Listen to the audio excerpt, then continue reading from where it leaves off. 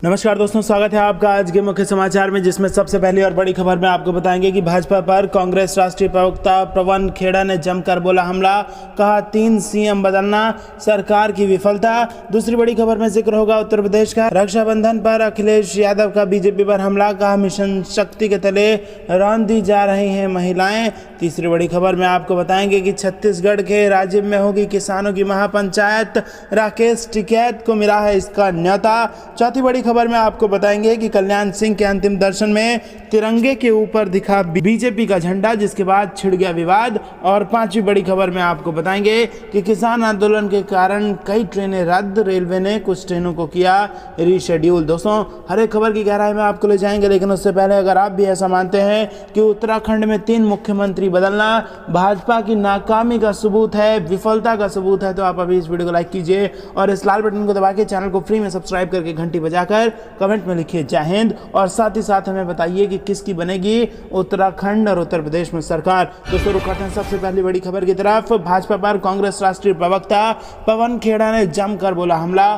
कहा 3 सीएम बदलना सरकार की विफलता। जी हां दोस्तों, कांग्रेस के राष्ट्रीय प्रवक्ता पवन खेड़ा ने भाजपा सरकार में 3 सीएम बदलने को लेकर सरकार की विफलता करार दिया और कहा कि भाजपा को राज्य की जनता को बताना होगा कि आखिरकार क्यों बार बार सीएम बदले गए। उन्होंने भाजपा की डबल इंजन सरकार को राज्य की जनता के लिए ट्रबल इंजन सरकार करार दिया। कांग्रेस भवन में मीडिया से बातचीत करते हुए पवन खेड़ा ने कहा कि उत्तराखंड में भाजपा की सरकार पूरी तरह से फेल रही है। ये भाजपा ने बार बार अपने सीएम बदलकर खुद ही साबित कर दिया है। भाजपा को जनता से किए अपने वादों के बारे में बताना होगा, जवाब देना होगा। कहा कि बेरोजगारी पर सरकार आंकड़े छुपाकर मजाक कर रही है। उत्तराखंड में 14.2% बेरोजगारी दर बढ़ चुकी है। पलायन लगातार बढ़ रहा है। ऐसे में सीएम बदलकर लोग उनसे किए गए वादों को भूलेंगे नहीं। कहा कि पेट्रोल 100 रुपए प्रति लीटर को पार कर गया है। सरसों का तेल रिकॉर्ड महंगाई स्तर पर पहुंच गया है।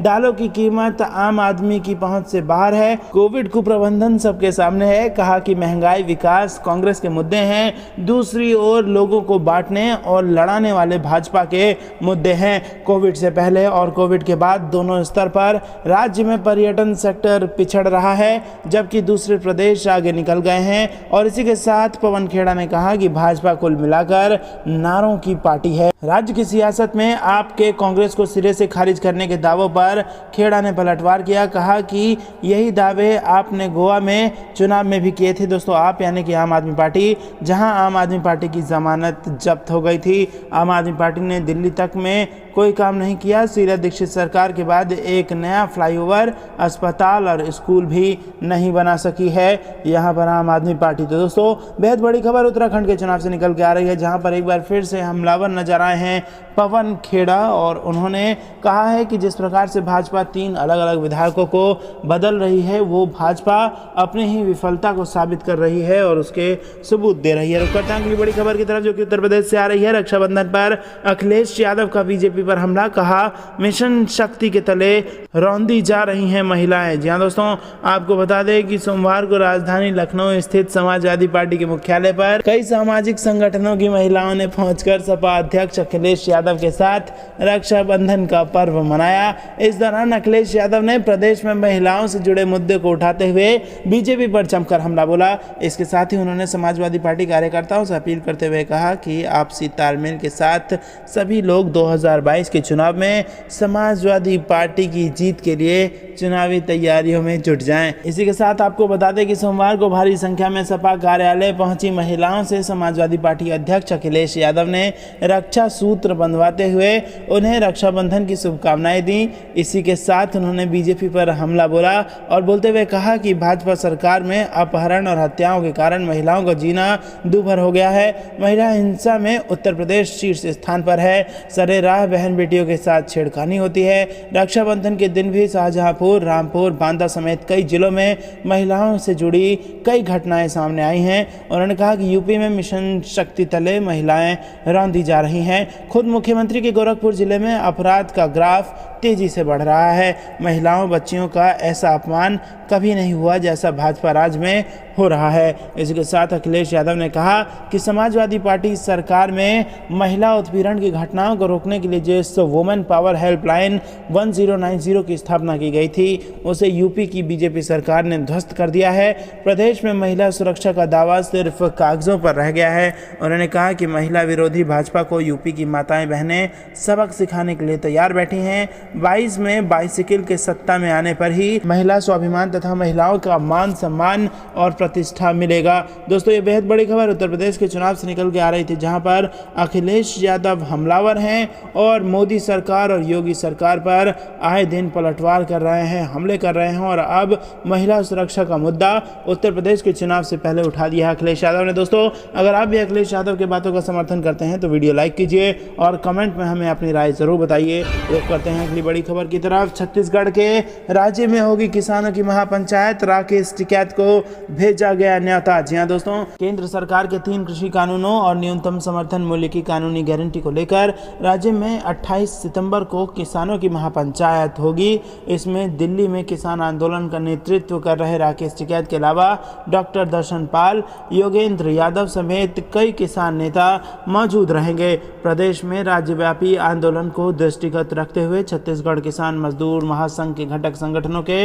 नेतृत्वकारी साथियों की बैठक 19 अगस्त को राज्य में हुई और इसकी अध्यक्षता छत्तीसगढ़ किसान मजदूर महासंघ के संचालक ने की है। आपको बता दें कि इस आंदोलन ने केंद्र सरकार की उस झूठ का पूरी तरह से पर्दाफाश किया है जिसमें सरकार कहती है कि एमएसपी था, है और रहेगा, जबकि सच्चाई है कि छत्तीसगढ़ में 14 क्विंटल 80 किलो प्रति एकड़ समर्थन मूल्य में 3 महीने खरीदी होने के बाद बाकी फसल को किसान औने पौने दाम पर खुले बाजार में बेचने को मजबूर होते हैं। कृषि लागत की तुलना में किसानों को उनके उपज का लाभकारी दाम नहीं मिल पाता।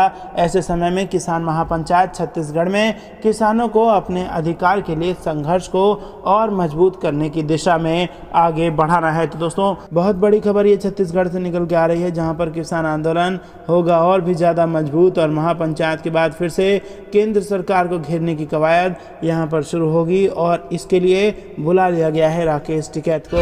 रुक करते हैं अगली बड़ी खबर की तरफ। कल्याण सिंह के अंतिम दर्शन में तिरंगे के ऊपर दिखा बीजेपी का झंडा, जिसके बाद छिड़ गया विवाद। जी हां दोस्तों, उत्तर प्रदेश के पूर्व मुख्यमंत्री एवं राम मंदिर आंदोलन के प्रमुख नेता में शुमार किए जाने वाले कल्याण सिंह के हाल में निधन के बाद लोग उनके अंतिम दर्शन करने के लिए उत्तर प्रदेश पहुंच रहे हैं और इस बीच उनके शव के अंतिम दर्शन की एक तस्वीर पर कांग्रेस पार्टी और तृणमूल कांग्रेस की तरफ से सवाल खड़े किए गए हैं। दरअसल इस तस्वीर में देखा जा सकता है कि राष्ट्र ध्वज के ऊपर भारतीय जनता पार्टी के झंडे को रखा गया है और इस तस्वीर में सोशल मीडिया पर तूफान खड़ा कर दिया है और इस पर कांग्रेस नेता श्रीनिवास बीवी ने तस्वीर को ट्वीट कर लिखा है कि क्या ये सही है, न्यू इंडिया में भारतीय ध्वज के ऊपर पार्टी का झंडा लगाना क्या सही है।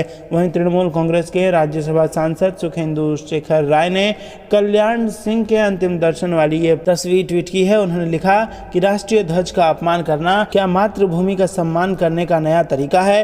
राय ने जो तस्वीर शेयर की है उसमें बीजेपी के कई नेता नजर आ रहे हैं। बीजेपी के राष्ट्रीय अध्यक्ष जेपी नड्डा, यूपी प्रदेश अध्यक्ष स्वतंत्र देव सिंह अंतिम दर्शन करते हुए यहाँ पर दिखाई दे रहे हैं। रुक करते हैं अगली बड़ी खबर की तरफ। किसान आंदोलन के कारण कई ट्रेनें रद्द, रेलवे ने कुछ ट्रेनों को कर दिया है रीशेड्यूल। जी हाँ दोस्तों, पंजाब में किसान के आंदोलन के कारण रेल यातायात प्रभावित है। गन्ना किसान राज्य सरकार से गन्ने के समर्थन मूल्य की मांग और बकाया भुगतान को लेकर विरोध प्रदर्शन कर रहे हैं। पंजाब के किसानों का गन्ना की कीमतें बढ़ाने और बकाया भुगतान से संबंधित मुद्दे को लेकर राज्य सरकार के खिलाफ जालंधर में अनिश्चितकालीन प्रदर्शन जारी है और इसकी वजह से रेल सेवा प्रभावित है। लुधियाना अमृतसर और लुधियाना जम्मू रेल मार्गों पर ट्रेनों की आवाजाही पर किसान आंदोलन का असर देखने को मिल रहा है।